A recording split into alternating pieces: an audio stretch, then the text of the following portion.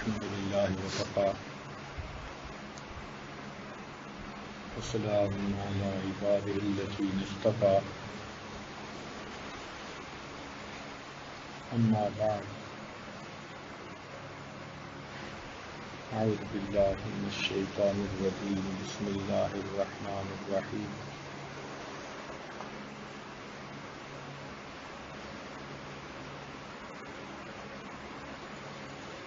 لقد خلقنا الإنسان في كبد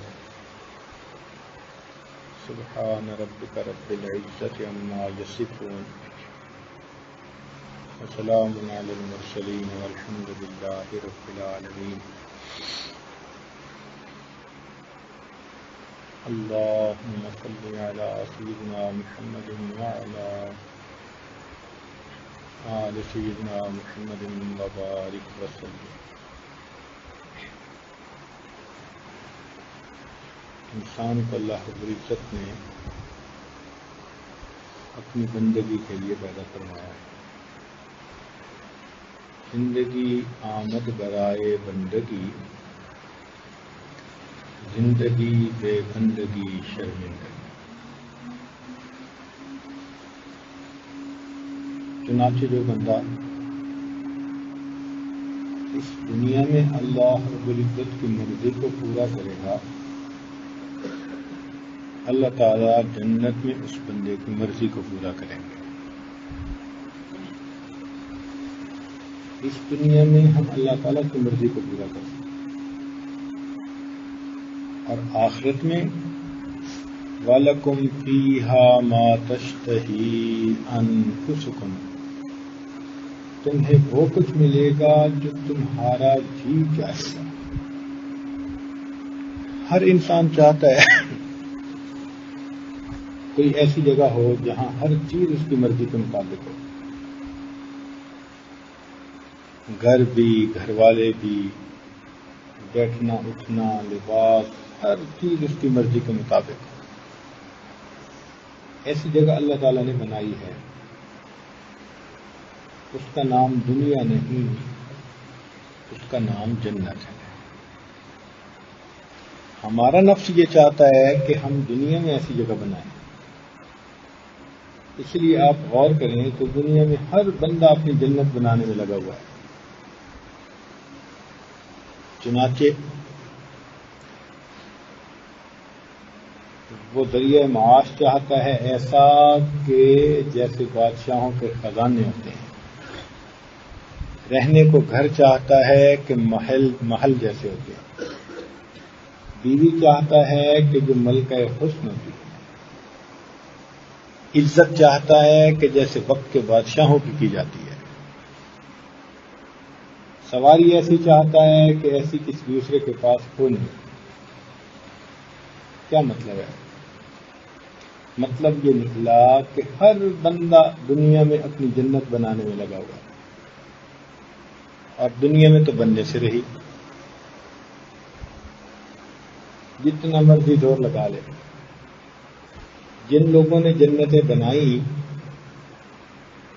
وہ بھی اس کو انجوائے نہ کر سکے، اس سے پہلے چلے گئے.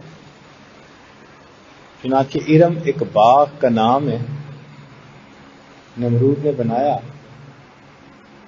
اور اس میں داخل ہونے سے پہلے چلا گیا. اس نے دعا مانگی تھی کہ اے اللہ اگر تو ہے، کیونکہ خود خدائی کا دعویٰ کرتا تھا نا، اے اللہ اگر تو ہے تو مجھے ایسی جگہ موت دینا کہ نہ میں اندر ہوں نہ باہر،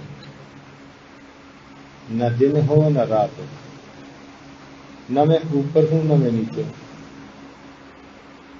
اس کی عقل نے اس کو یہ سکھایا کہ یہ محال ہے. یہ کیسے ہو سکتا ہے؟ نہ میں اندر ہوں نہ میں باہر ہوں، نہ میں اوپر ہوں نہ میں نیچے ہوں، نہ تو دن ہو نہ تو رات ہو.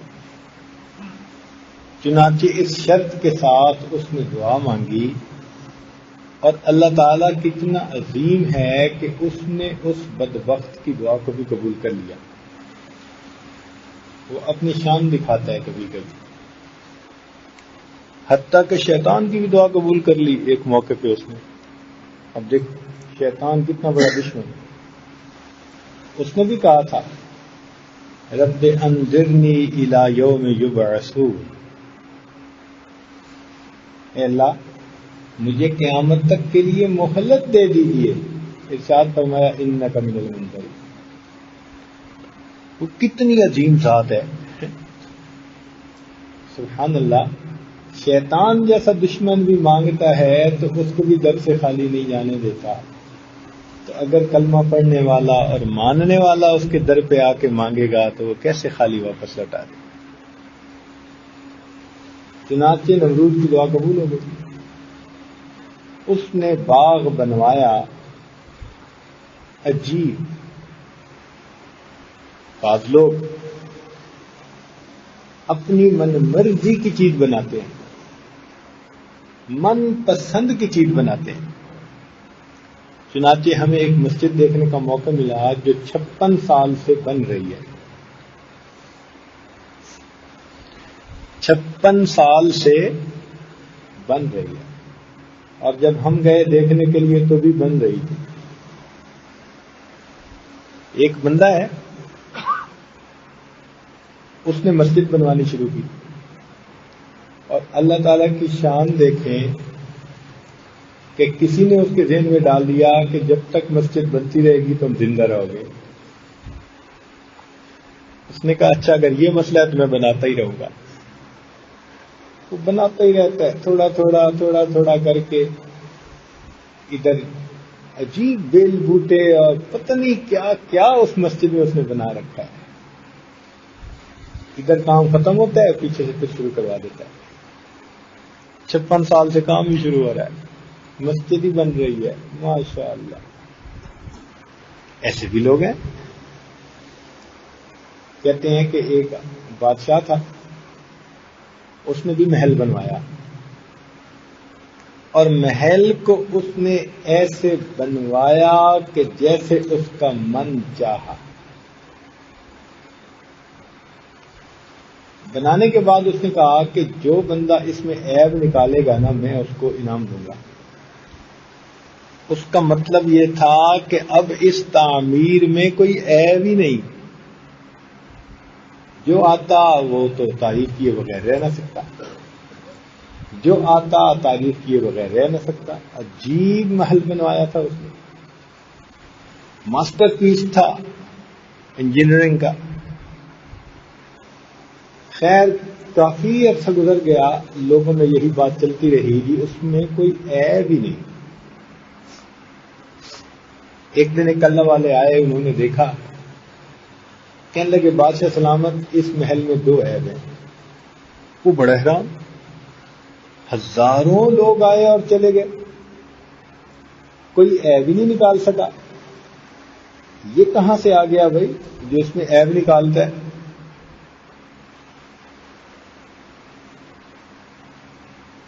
تو اس نے حیران ہو کے اس کو کہا کہ بتاؤ کون سے عیب ہیں اس میں؟ اس نے کہا 2 عیب ہیں. پہلا عیب تو یہ کہ یہ محل ہمیشہ نہیں رہے گا، اور دوسرا عیب یہ کہ تو اس میں ہمیشہ نہیں رہے گا. تو بات تو ٹھیک ہے. پہلا عیب یہ کہ یہ محل ہمیشہ نہیں رہے گا، اور دوسرا عیب یہ کہ اگر یہ کچھ رہا بھی صحیح تو جناب آپ ہمیشہ یہاں نہیں رہے، چلے جائیں گے. تو ایسے ہی ہوتا ہے. من پسند کی جگہیں جنہوں نے بنائی وہ بھی ان کو انجوائے نہ کر سکے، زندگی نہ گزار سکے. چنانچہ ایک آدمی نے گھر بنایا تو اس کے دوستوں نے کہا کہ بھائی اتنا اعلیٰ گھر بنایا ہے تو کوئی پارٹی تو کھلاؤ. اس نے کہا بہت اچھا. اس نے جناب میگا پارٹی کا بندوبست کیا.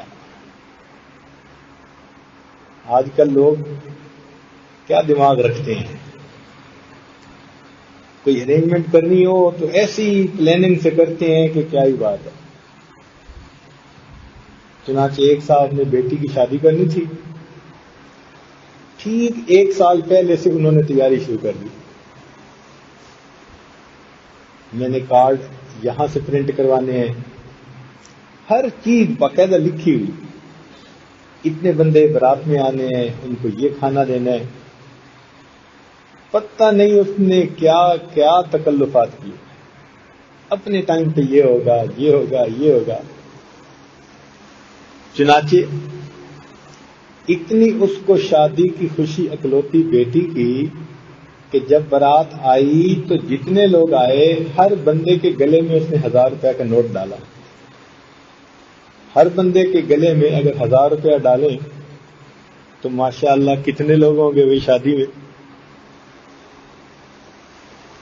اور پھر اس نے کیا کیا کہ برتن اپنے بنوائے آرڈر دے کے شادی کے لیے، اور اس پر شادی مبارک لکھا اور کہا کہ بھئی جو کھانا کھائیں گے وہ برتن ساتھ یادگار کے لیے گھر لے جائیں گے.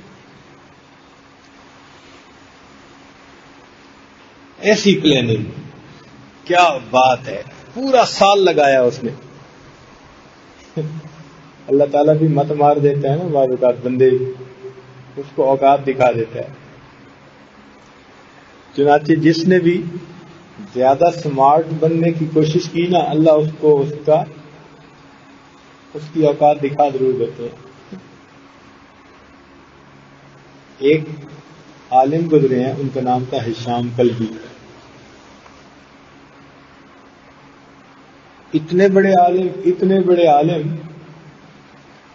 ایک دن دوستوں میں بیٹھے بات ہوئی کہ بھئی فلاں حافظ بھی ہے، عالم بھی ہے، یہ فقط عالم ہے.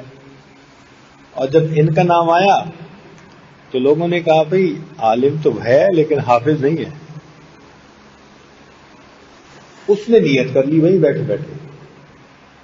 مفتی تقی عثمانی دامت برکاتہم لکھتے ہیں اپنی کتاب تراشے میں کہ اس نے وہیں بیٹھے بیٹھے قرآن یاد کرنے کی نیت کر لی، اور 3 دن کے اندر اس نے قرآن پاک یاد کر لیا. 3 دن کے بعد قرآن پاک کا حافظ بن چکا. اللہ اکبر. ایسا قوت حافظہ، ایسا حافظہ پایا. اور پھر حال دیکھو کہ ایک دفعہ کیا ہوا، جمعہ پڑھانا تھا، کچھ دوست ملنے والے آئے تھے تو تذکرہ ہو گیا کہ جی انہوں نے جو 3 دن میں قرآن پاک یاد کیا ہوا ہے. اور وہ کہتے ہیں کہ میرے اندر بھی نا تھوڑا عجب سا آ گیا، خود پسندی، کہ ہاں واقعی میرے جیسا تو کوئی حافظہ ہے رکھتا ہی نہیں. کہتے ہیں بس وہ عجب آنے کی دیر تھی. میں نے ان مہمانوں کو رخصت کیا اور میں اندر کمرے میں آیا کہ میں نہاؤں، کپڑے بدلوں. کہنے لگا اس دوران میں نے سوچا میں اپنی لبیں کاٹ لوں، ناخن تراش لوں. تو روٹین کے مطابق میں نے اپنی لبیں کاٹی، ناخن تراشے. پھر میں نے کہا چلو داڑھی کے بال کچھ تراش لوں. تو وہ انہوں نے ایک مشت، ایک مٹھی اپنی ریچھ رکھتے تھے، تو اس سے زیادہ جو ہے اس کو کاٹنے کی اجازت ہے شریعت میں. تو کہنے لگے کہ میں نے جو ہے نا آرام سے اپنا اس کو پورا کیا، ایک مشت کو کہ میں اسے کاٹتا ہوں. پتہ نہیں میرے دماغ کو کیا ہوا، جب کینچی اٹھائی تو نیچے سے کاٹنے جب اس میں سے کاٹ لیا. اب جب داڑھی ہاتھ میں آ گئی تب پتہ چلا یہ کیا بنا، اور ادھر سے جمعے کا خطبہ دینا. کہتے ہیں اتنی میری ذلت ہوئی کہ کوئی حد نہیں. تو جو خود پسندی کرتے ہیں نا اس کا پھر یہی حال ہوتا ہے. سعید بن المسیب رحمۃ اللہ علیہ تابعین میں سے ہیں، بڑا اعلیٰ مقام ہے تابعین میں ان کا. ایک دن دوستوں میں بیٹھے ہوئے کوئی تذکرہ چل پڑا کہ جی تکبیر اولیٰ کے فلاں اتنی پابندی کرنے والا. وہ کہتے ہیں چونکہ دوستوں کی نیکوں کی محفل تھی تو میں بھی زبان سے کہہ بیٹھا کہ پچھلے 20 سال سے میری بھی تکبیر اولیٰ کبھی قضا نہیں تھی. اور یہ کہنے کی دیر تھی کہ ہم بات کر کے اٹھے کہ چلو جا کے مسجد میں نماز پڑھتے ہیں، جب گھر سے باہر نکل کے مسجد کے دروازے پہنچے تو پتہ چلا لوگ جماعت کروا کے واپس آ رہے ہیں۔ اگلی نماز میں اللہ نے تکبیر اللہ قضا کروا دی۔ ایک اور بزرگ ہیں، ان کی یادداشت ایسی تھی بھولتے ہی نہیں تھے۔ چنانچہ ایک مرتبہ ایسے ہی گفتگو کر رہے تھے دوستوں میں بیٹھے ہوئے، تو بار بار یہ تذکر آیا جی کہ یہ تو بڑی قوت یادداشت ہے، کبھی بھولتے ہی نہیں، کبھی بھولتے ہی نہیں، کوئی بات بھولتے ہی نہیں۔ تو انہوں نے خود بھی کہہ دیا ہاں میری ایسی قوت یافت ہے، میں بات نہیں بھولتا۔ لوگوں نے سن لیا، ان کے اندر خود پسندی آئی، تو اس کے بعد وہ کہنے لگے چلو چلتے ہیں۔ تو غلام کو بلایا اور بلا کر کہنے لگے بھائی میرا جوتا لے کے آؤ۔ اس نے کہا حضرت جوتا تو آپ نے پہنا ہوا ہے۔ اب بھی زبان سے کہا کہ میں کوئی بات بھولتا نہیں، اور اگلے ہی لمحے اللہ نے دکھا دیا کہ تجھے تو جوتا بھی یاد نہ رہا۔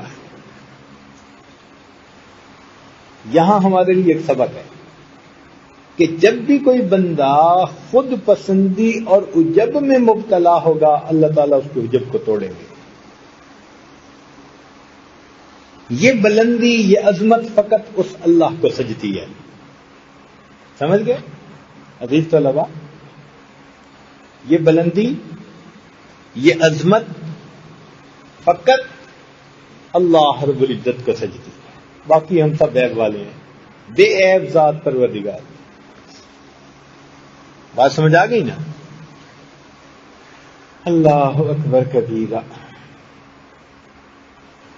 چنانچہ ایک حافظ تھے، قرآن پاک سنانے کھڑے ہوئے اور ان کے پیچھے کہیں 35-40 حافظ کھڑے تھے۔ پورا قرآن پاک سنایا، نہ غلطی آئی، نہ کوئی متشابہ لگا، نہ کہیں رکے،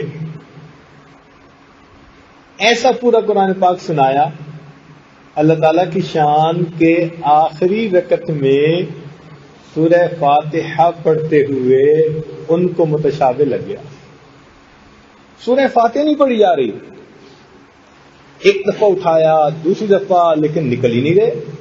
تو پیچھے ایک بوڑھا غیر حافظ کھڑا تھا، اس نے لقمہ لیا، لقمہ دیا، اور قاری صاحب نے غیر حافظ بوڑھے کا لقمہ لیا اور پھر آگے نکلے۔ اب جب سلام پھیرا تو قاری صاحب کے چہرے پہ پسینہ۔ لوگوں نے کہا قاری صاحب آپ نے اتنا اعلیٰ قرآن سنایا تو سورہ اخلاص کے اندر آپ اٹک گئے۔ کہنے لگے جب میں نے تبت یدا والی سورت پڑھ لی نا، تو نماز کے اندر میرے دل میں ایک خیال آیا کہ میرے پیچھے 40 حافظ کھڑے ہیں، کوئی ایک بھی میری غلطی نہ نکال سکا۔ ادھر یہ خیال آنا تھا اور ادھر میں نے اخلاص سورت شروع کی، قل هو اللہ احد، اور اس میں بھول گیا۔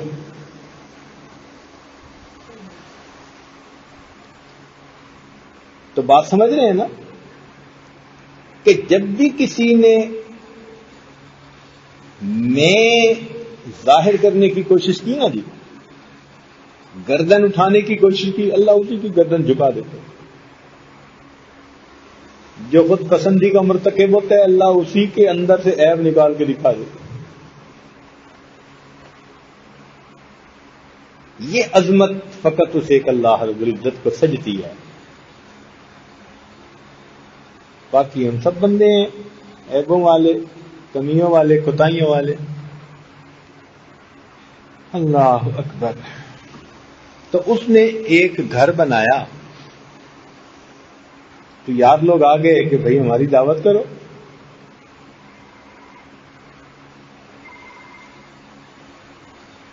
کچھ لوگ ہوتے ہیں نا جو دعوت کھانے کا بہانہ بنا لیتے ہیں،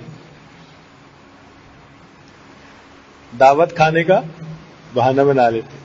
جیسے ایک بچہ تھا، ماں باپ کے ساتھ عمرے پہ گیا، تو عمرے پہ واپسی پہ اس نے کہا جی ایک تو مجھے عمرے کا انعام چاہیے۔ ان کا ٹھیک ہے، کہتے ایک انعام اور بھی چاہیے کہ اتنے سفر میں نے آپ لوگوں کو بالکل تنگ نہیں کیا۔ دیکھا انعام کا بہانہ۔ تو کچھ لوگ بہانے ڈھونڈ لیتے ہیں انعام لینے کے، دعوت کھانے کے. تو اس کے دوست بھی ایسے تھے کہ انہوں نے بہانہ بنا لیا کہ جی آپ ہمیں دعوت دیں. اس نے کہا ٹھیک.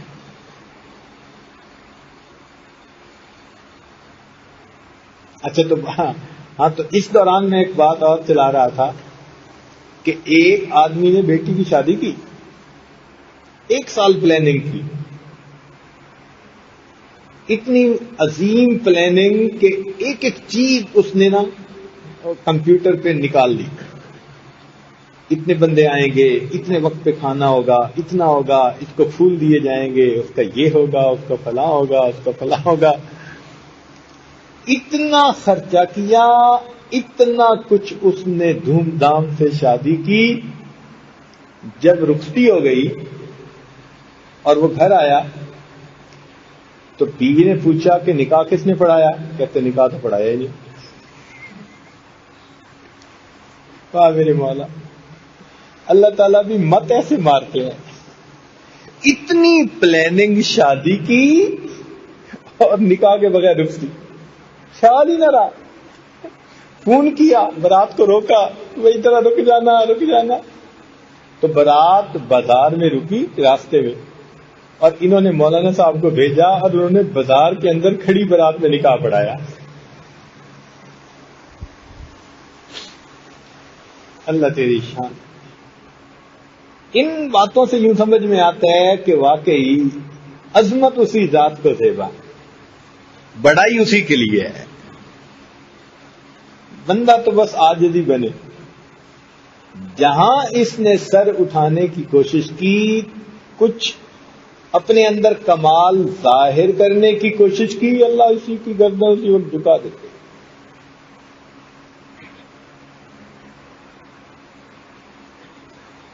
پھر پریشان ہوتا ہے.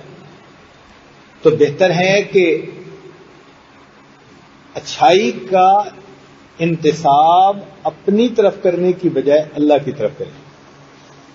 مگر نفس بڑا برا ہے، اتنا برا کہ کوئی حد نہیں.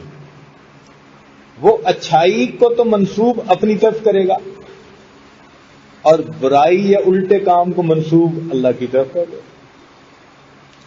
اچھا اب ذرا مثال سن لینا. یہ انٹرویو کے لیے گیا اور انٹرویو میں اس نے کچھ سوال پوچھے گئے، ان کے جواب دیے، پھر انٹرویو میں کامیاب ہو گیا، نمبر 1 آ گیا.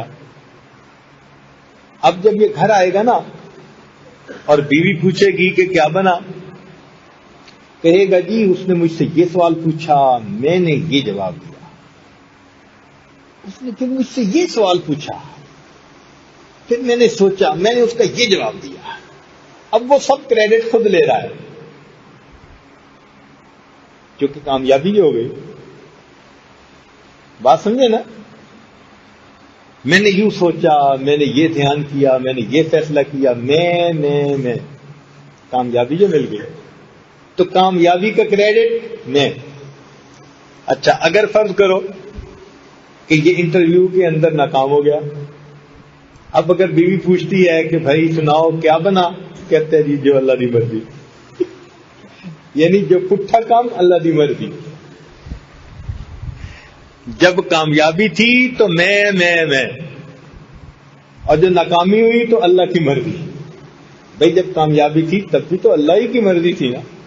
مگر نفس ہے نا، نفس کمال اپنی طرف منسوب کرنا چاہتا ہے اور نقائص کو دوسروں کی طرف منسوب کرنا ہے.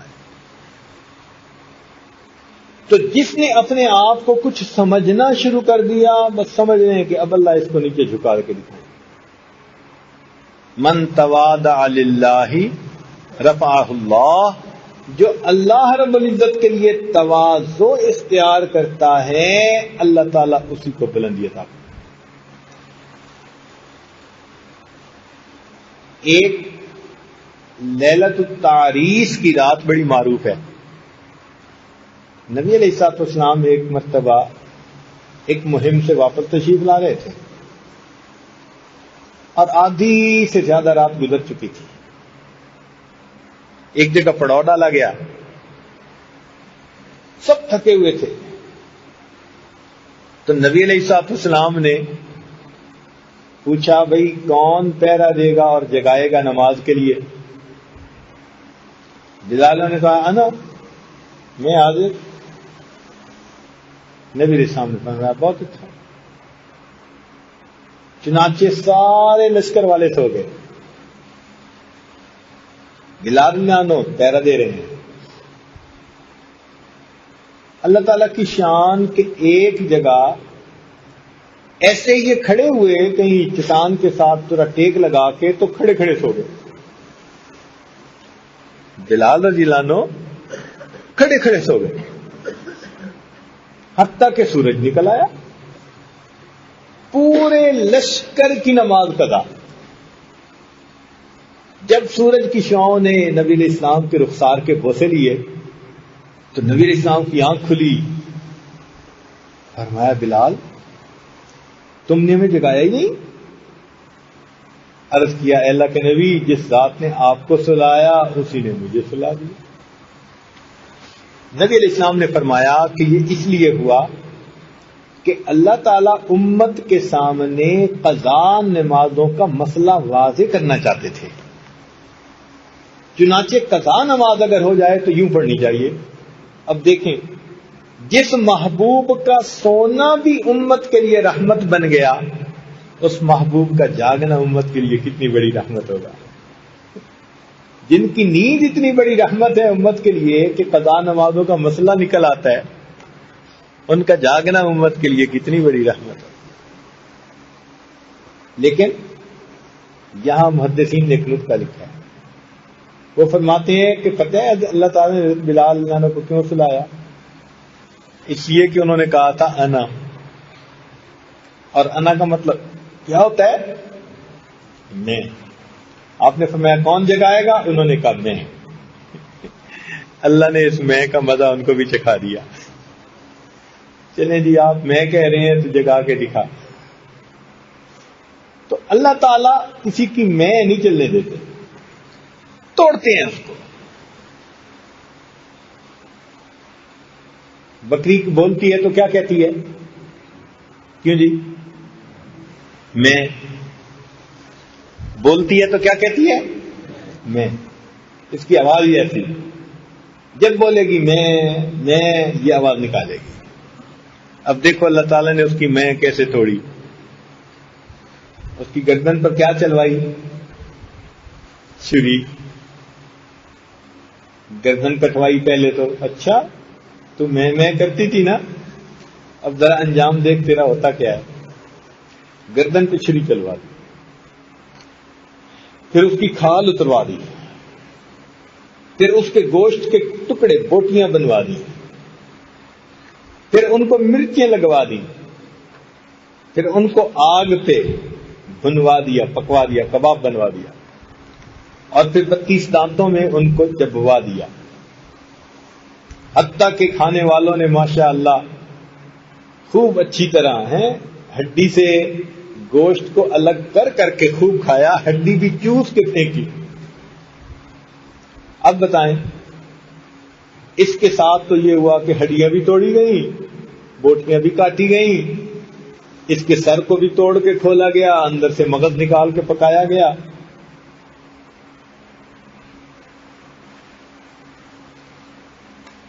مجھے حیرانی ہوتی ہے، کئی جگہوں پر فقط مغز ہی پکتا ہے اور لوگ کھاتے ہیں۔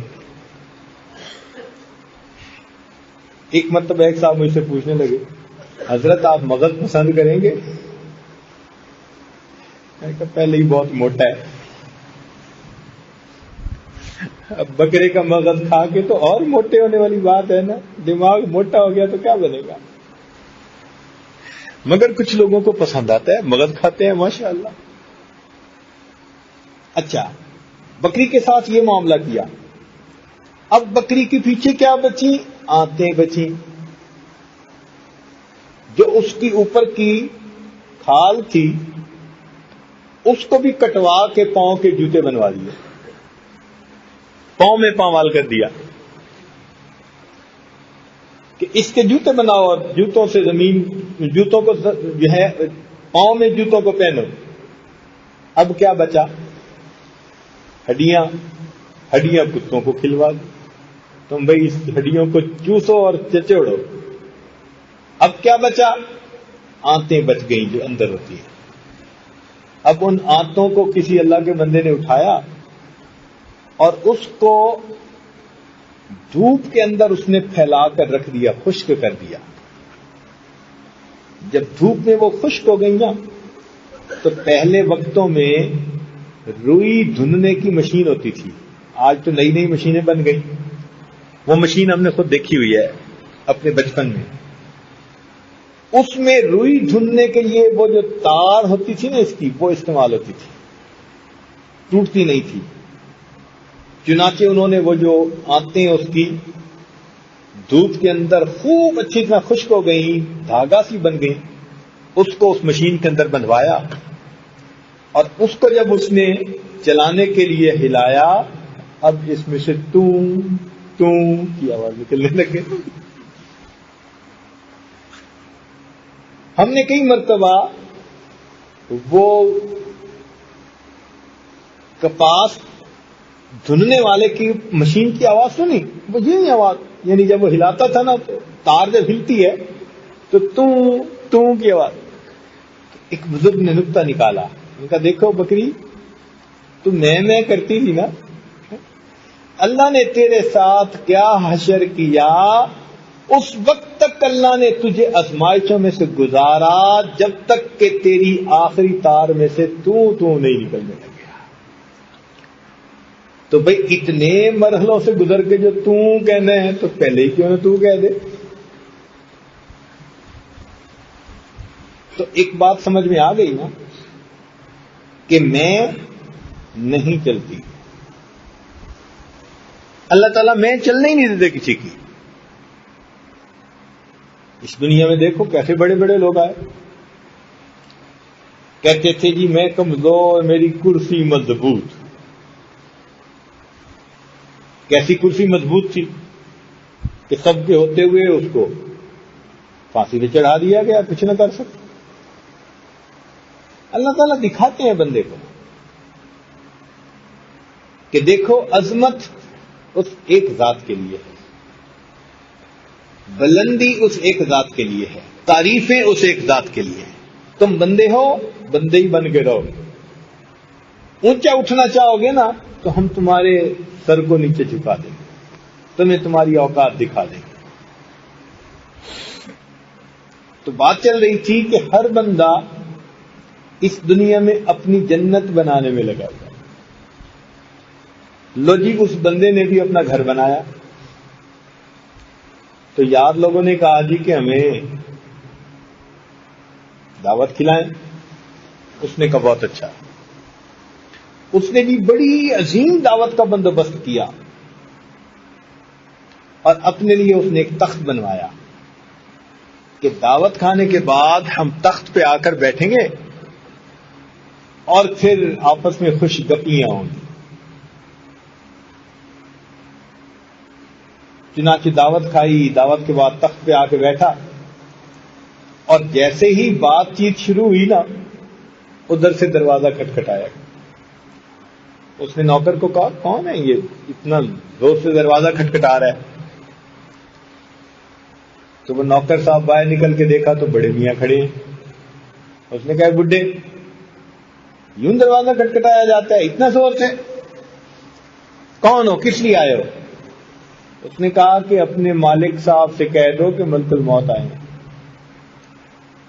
اب یہ لفظ سن کے تو وہ ڈرا، بھاگا مالک کی طرف اور جا کے اس کے کان میں کہا کہ جی وہ تو بوڑھا کھڑا ہے، کہتے ہیں اپنے مالک کو بتاؤ ملک الموت آئے ہیں۔ تو وہ اس کو کہتے یار اس کو کہیں بھگتا ادھر ہے۔ افسر لوگ جیسے کرتے ہیں نا اپنے دربانوں کو کہتے ہیں کہ ادھر ہی بھگتاؤ دو اس کو۔ اس نے بھی کہا کہ بھائی اس کو ادھر ہی بھگتاؤ۔ جب اس نے اشارہ کیا نا ادھر بھگتا، تو دیکھا کہ وہ بوڑھا آ چکا تھا اور وہ کہنے لگا کہ میں جب آتا ہوں تو میں کسی سے نہیں بھگتتا، میں اپنا مشن پورا کر کے جاتا ہوں۔ تخت پہ بیٹھے کی روح نکال کے ملک الموت چلے گئے۔ تو ہر بندہ اپنی جنت بنانے میں لگا ہوا ہے، اگر کسی نے بنا بھی لی تو وہ جنت کو انجوائے نہ کر سکا، زندگی نہ گزار سکا، نہ مکان میں، نہ باغ میں، نہ کسی اور جگہ پہ۔ چنانچہ سلیمان بن عبد الملک کے بارے میں آتا ہے کہ اس کی ایک باندی تھی، اسے بہت محبوب تھی، اتنی محبت تھی کہ اس نے ایک دن کہا کہ اچھا آج کا دن میں کوئی کام نہیں مملکت کا کروں گا اور مجھے کوئی پیغام بھی نہ دے، جو مرضی ہو جائے، بس آج میں اپنے گھر میں وقت گزاروں گا۔ ایک دن اس نے اپنی من پسند کا گزارنے کی نیت کی، ہوا کیا کہ گھر گیا تو کہیں انگور کے خوشہ پڑا ہوا تھا، ایک دانہ کھایا، اچھا لگا،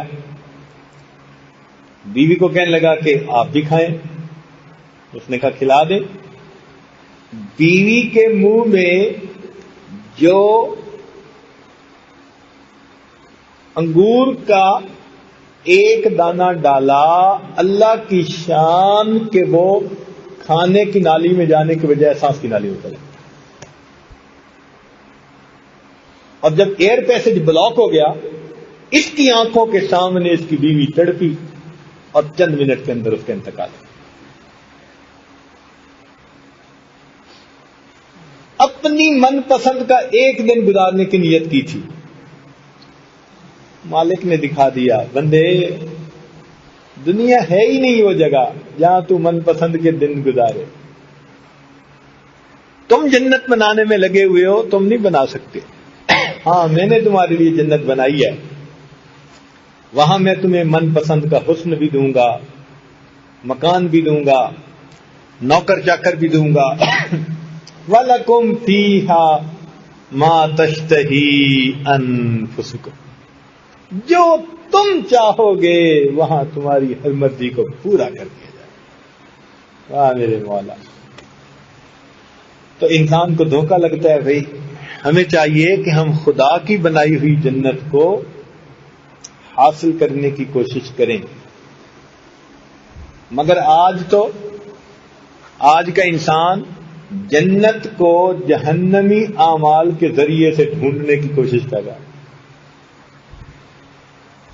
چاہتا ہے کہ جنت ملے، اور اس کے لیے عمل کون سے کر رہا ہے؟ جہنم لے جانے والے اعمال۔ تو بھئی جنت کیسے ملے گی؟ تو ایک بات سمجھ میں آئی کہ عظمت فقط اللہ رب العزت کے لیے، کمال فقط اللہ رب العزت کے لیے۔ ہم بندے ہیں، عاجز ہیں، ہم اپنی عاجزی کا اعتراف کر لیں، اپنے نقائص کا اعتراف کر لیں، اسی کو جھکنا کہتے ہیں۔ اور جو اس طرح جھکتا ہے، من تواضع للہ رفعہ اللہ، اللہ تعالیٰ اس کو بلندی عطا فرمائے۔ دعا ہے کہ اللہ رب العزت ہمارے اندر سے غرور، تکبر، عجب، ایسی مہلکات کو دور فرما دے اور ہمیں عاجزی جیسی نعمت نصیب فرما دے۔ وآخر دعوانا ان الحمد للہ رب العالمین۔ تھوڑی دیر کے لیے مراقبہ کر لیجیے۔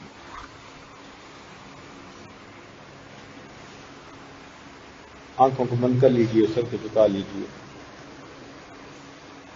دنیا اور جو کچھ دنیا میں ہے اس سے ہٹ کٹ کے اللہ رب العزت کی یاد میں ڈوب جائیے۔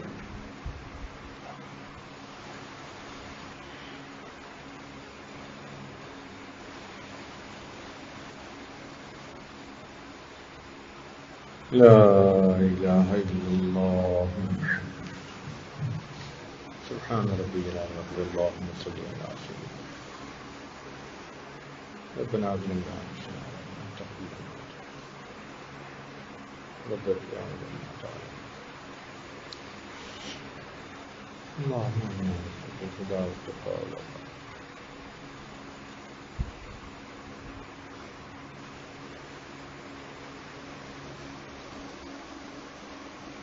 صلی اللہ تعالی علیہ سیدنا محمد وآلہ وأصحابہ اجمعین برحمتک